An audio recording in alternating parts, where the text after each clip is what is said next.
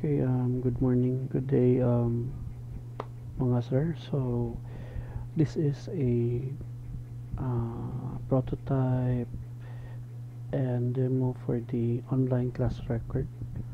So, first of all, this one is intended for each teacher so that it will make our job easier as well as maybe faster and more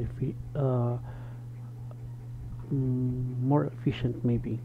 So first let me just log in on my credentials. So here after logging in, what will happen is that it will show the handled subjects by the particular teacher.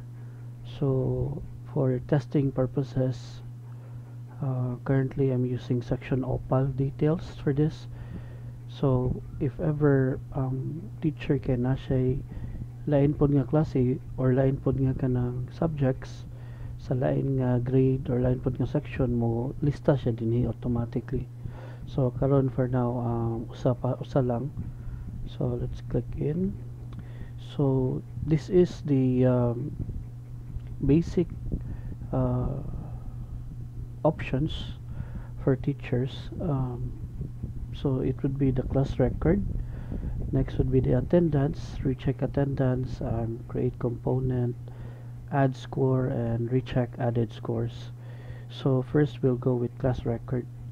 So if we click this, so here it will, if we have entries with written works, performance tasks, quarterly assessment, it will automatically be posted here with their percentages, and then with transmuted grade accumulatedly, or along the way it will keep on doing it. So for now we will not touch grade sheet yet, so let's just go back. So ang importante din hinga once ma-reach na to ang kaning class record, makita na to atong learners ilang mga nalista ba sila diri or wala. So let me go back. So now the next option is about attendance. So attendance ayun lang. So every day, so yung post diri on sa nga adlaw. So hopefully mag-take tag attendance mo, check lang ta diri by default everyone is present. So ato lang i-switch off if ever absent sila. So for now the text na po ni kuan kay napay needed ni siya uspon kay ang ang color scheming marag sakit sa mata. But anyways, ang functionality ang akong gipas for now. Then kani siya example kani sila na, so ma submit add now, so okay na to ang attendance for the day. So next is about rechecking attendance. For now wala pa nila ko na implement. Ang purpose gila niya kay in case masayop ta og attendance nga uy naa din ni siya di siya absent, so atong ma-update diri in case daghan sila, pero naapoy implementation in basta magamit na nato nga every student na pwede na to i-update po nilang attendance per student in kaso usa or duha ang nasayop lang. So next nato nga option kay kaning create component. So create component, this would be regarding creating written works, performance tasks, or quarterly assessment as header entry. So meaning it's like murag mubutang ta sa class record og okay, number 1 mo ni first nga written work, or number 2 mo ni kaduha nga performance task. So i-click na to diri, piliyon na to na grading period kung unsa. In case masayop mo og pili, okay lang na, mapangitan na nato nagpagi. So for now, for our example, first quarter, then component, saan siya, written work ba siya, performance task, or quarterly exam. So let's say written work, pila ang perfect score, let's say 10. Tangan na to og name or title. So first written work. for lesson 1 week 1, then add now. So ma-added na to siya. So asam to na to makita sa next na, pero for now mo add ta og another written work na pod. Perfect score button na to 20. So second written work, lesson 3, written work on lesson 3, or unsay title, unsay appropriate nga description of title. So add now. So at this point pwede na ta, kung na natay component nga gi-create, so meaning pwede na ta maka-add og score. So matutag add score. So ari dinhi makita nato diri ang mga component nga gi-add nato. So duha man to atong gi-add, morning na siya diri. So mag first yang ito siya nga quarter, yan unsa siya nga component, written work siya, or so WW written work, PT practical performance task, then QA quarterly assessment. Nya ibutan nito atong title diri, then pila yung perfect score. Yang kaning na number sa katapusan, in case lang na mga na masayop, mao ni siya murag silbi ang reference number nga in case nga kaning written work ipa-cancel din ako, or di na ko ganahan nga naani siya or nasayop ko ani, then pwede ra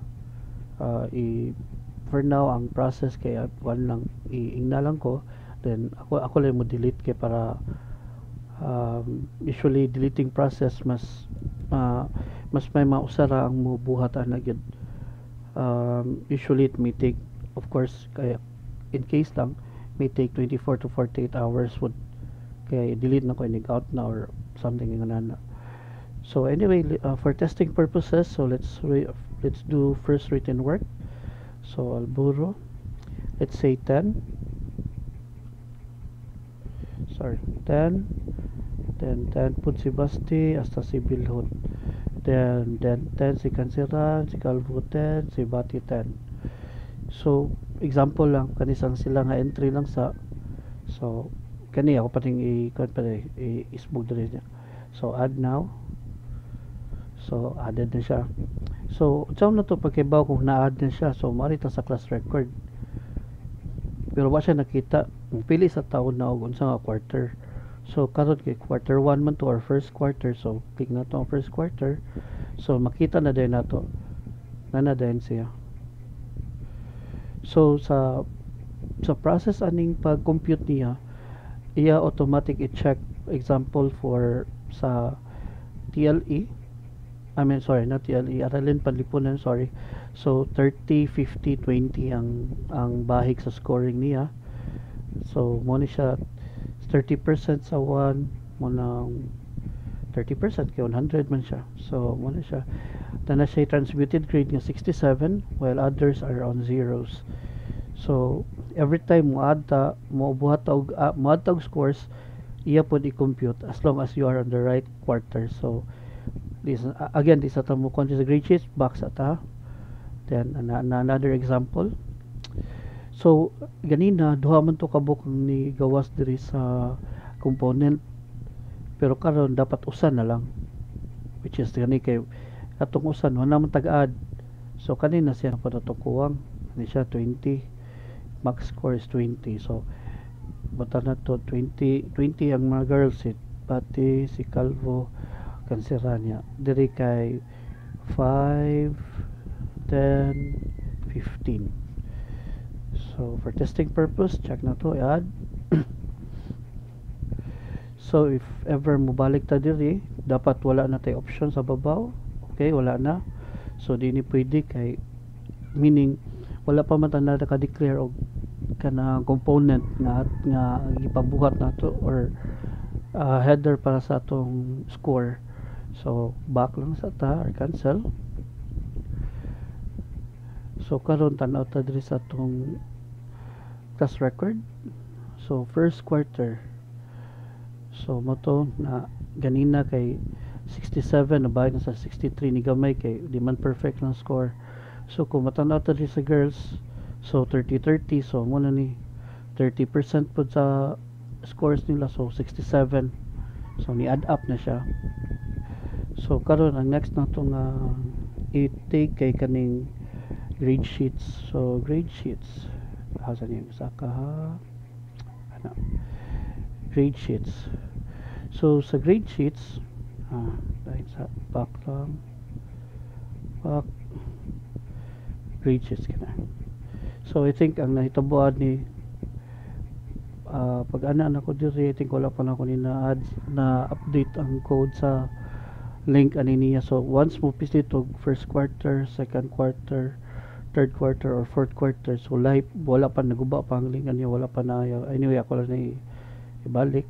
So back ko, balik na po, then grade sheets. So sa grade sheets makita na to ang lain nga mga section. So kani mo man ako, so dapat kung mutanaw ko, so manggawas kaya pong mga scores diri. Kindly disregard sa kanin sa baba man siya mga variables nga gagamit para troubleshooting purpose na ko nga makita na ko tanan nga values. So kani pod, so okay na. So back lang sa, so let's say sa science kung nanabay gyaan nga grade, makita ba ta? So ato i-check. So tora, so napay grade diri sa science di ay. So ang purpose gyud ni kay kung ang teacher pod maka input na siya sa iyang grado, di naman siya mo compute na sa grade, or pwede gyapon mo compute siya. Anyway gi-add sad na ko dinig yun sa pag-compute unsay mga value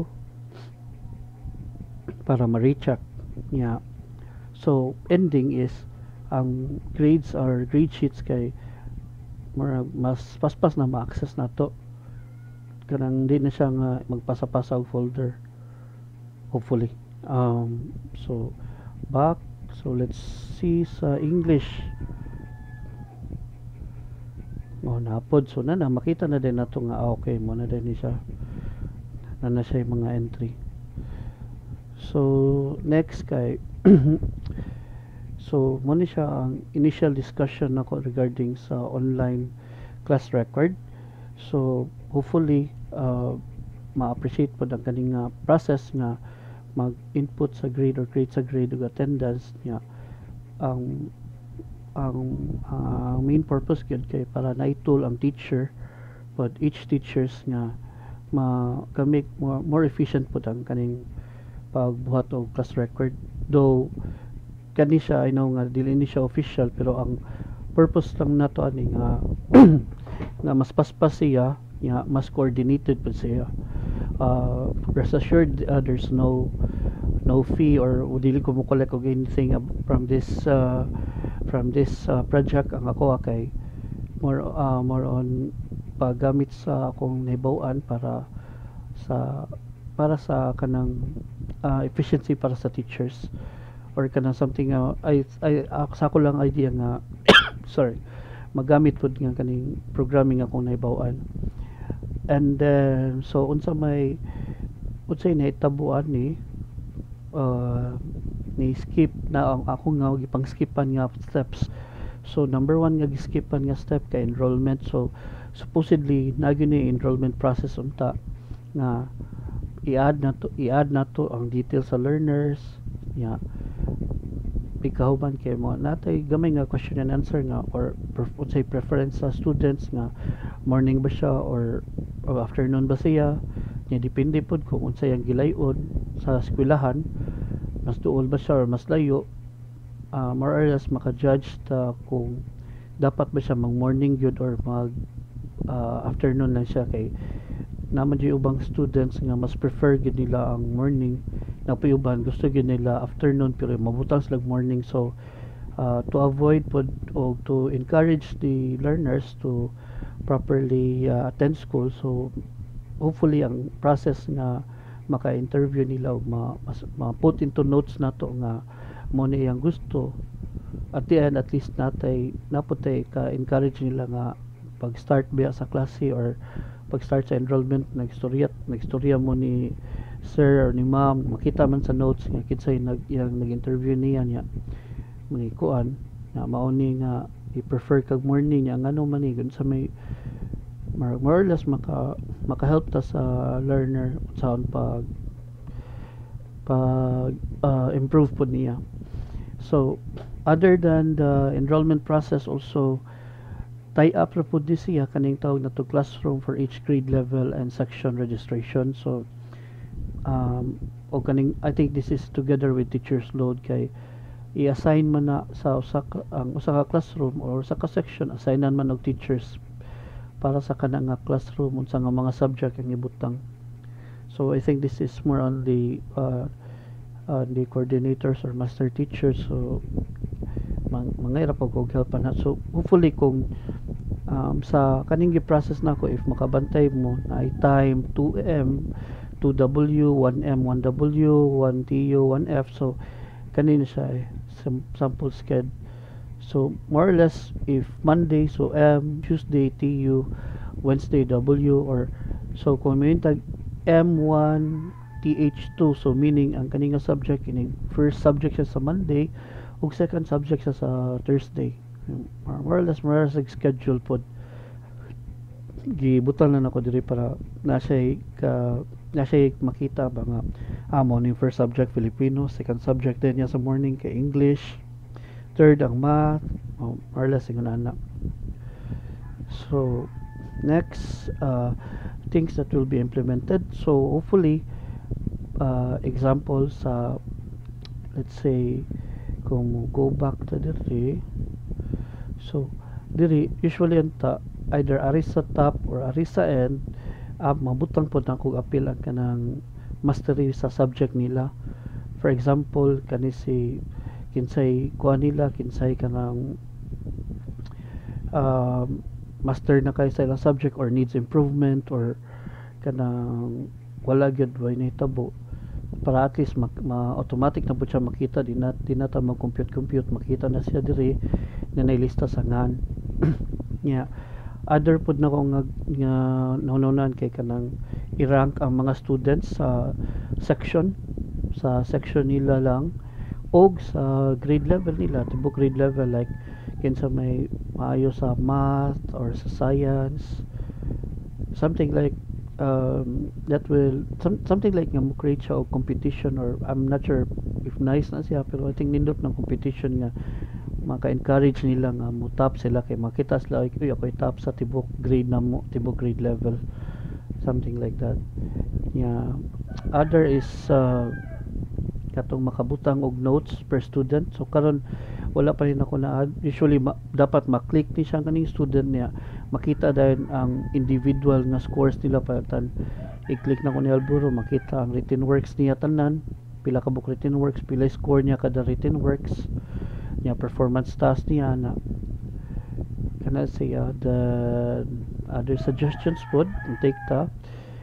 Last is napukoy in case lang naman yun tayo mga students nga kana kugi gid siya pero maglisod yun siya, so ato lang papasaron ang option na niya magbuhat og kana more or less override option or override button para sa student para automatic auto compute og 75 yang grado or ang say preference sa teacher nga ihatag. So for now kana lang sa the fully once mag-ask mag-wait ko sa feedback pod Sir Mesco, Sir Eric, Ma'am Miling about sa kaning project.